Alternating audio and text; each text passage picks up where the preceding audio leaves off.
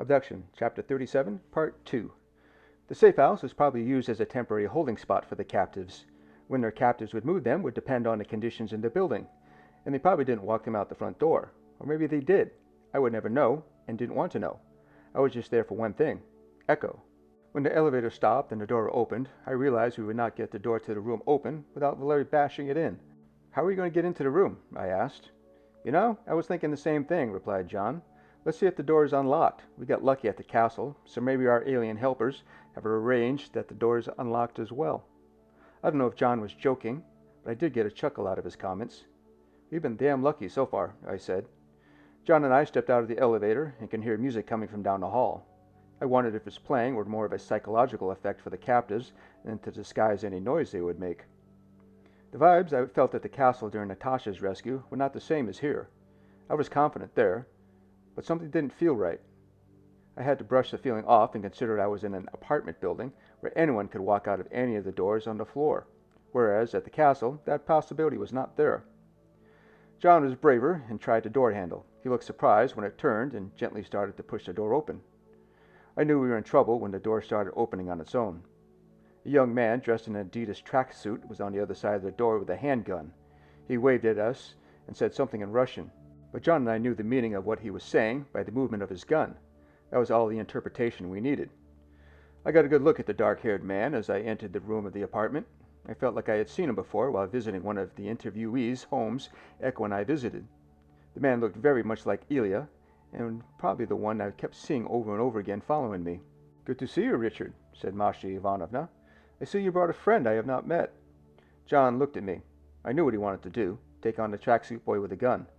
However, John didn't see the second Adidas-wearing idiot with a gun. I shook my head to indicate that we shouldn't. "Speechless?" smiled Ivanovna. "That's okay, because I will do all the talking from here on." Ivanovna rose from the chair she was sitting in. She was not wearing her customary business suit. Instead, she wore a red dress like she was preparing to go on an important dinner date. "I had not expected to see you," said Ivanovna as she made her way over to the bar and turned down the music. "I was expecting you to still be looking for your lover." Ivanovna reached for a glass sitting on the bar. "You know your fiancé was my target all along. The girl Natasha was an unexpected gift to throw you off my trail. I will retrieve the girl later. The girl really is totally in love with you. Natasha thinks you're the most wonderful man in the world and thinks you will rescue her. What a fool she is for believing in such nonsense." Ivanovna poured herself a drink as the Adidas boys poked their guns in John and mine's back and pointed that we should kneel. As I knelt, I spotted Natasha's cell phone. It was Ivanovna that had used Natasha's phone while we were inside the guts of the UFO. "I'm also surprised you didn't fall for me casting blame on that wretched man, Maxim Volkov."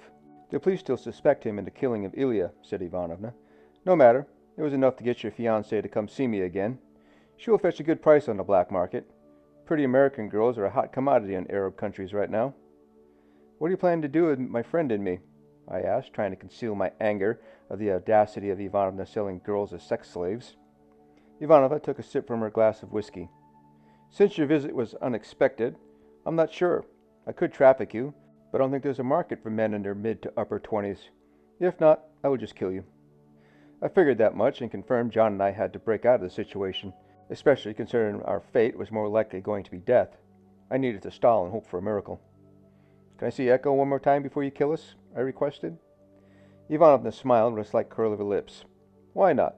You can say your goodbyes before I sell her off to the highest bidder at the party I'm about to attend." Ivanovna said something in Russian, and one of the tracksuit boys left the room. With only one person with a gun in the room, it was time to act if we were going to stand a chance of escaping. I hoped John agreed and thought death was preferable to the life of being a sex slave. John and I locked eyes for a second. We were thinking the same thing. After being friends all these years, you know what they are thinking. It gave me confidence that we would pull the escape off. Echo must have been thinking the same thing as John and I, because the moment she entered the room, she pushed hard using her body and crashed into her captor. John rose and took on the Adidas boy behind us. I went to Echo's aid. A gun went off, and I hoped that the bullet didn't hurt anyone. Unfortunately, human instinct is to stop what you're doing to see what happened. The pause was enough for Echo's captor to gain control.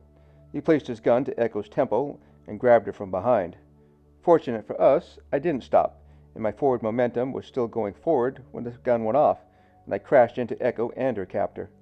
It was at that moment the front door burst open. I heard the commotion behind me, but continued to wrestle with Echo's captor. Shouting ensued. It was all in Russian, so I had no idea what was being said. The Adidas boy I was wrestling with stopped struggling, so I knew something good was happening behind me. I turned to see Maxim standing above me. "It's over," Maxim said. Then the music stopped.